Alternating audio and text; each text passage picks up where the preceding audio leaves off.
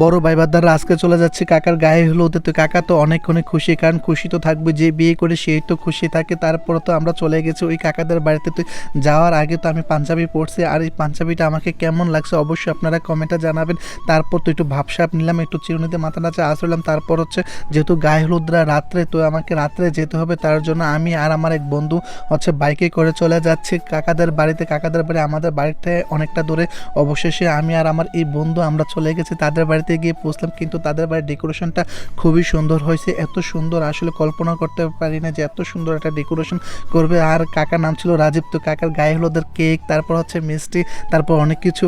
তারপরে আর এদিকে তো কাকা তো ভাইয়েরা ও ছোটো ছোটো বাচ্চারা তো নাচতেছে, আমারও খুব নাচতে ইচ্ছে করছিল, কিন্তু আমি আর নাচি নাই। তারপর তাদের ডেকোরেশনটা আমি ঘুরায় ঘুরে দেখতেছি আর আপনাদেরকেও দেখাইতেছি। আসলে স্টেজটা কিন্তু খুবই সুন্দর হয়েছে। তারপর সবাই যেহেতু রেডি হয় নাই, ঘাইলুদ শুরু করতে একটু দেরি হয়ে যাবে, তো আমরা ঘুরতেছি দেখতেছি।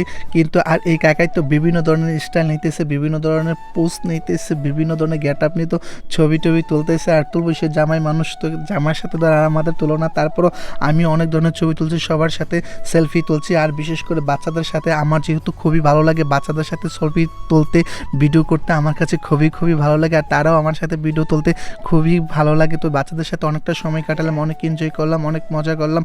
তারপর তো আমরা একটু নাচানাচি করলাম। তারপর হচ্ছে কাকা তারা তো ঘর থেকে বেরোতেছে, গায়েহলুদের প্রোগ্রাম শুরু হয়ে গেছে, আর সবাই তো নাচতেছে, হাসি খুশি সবাই।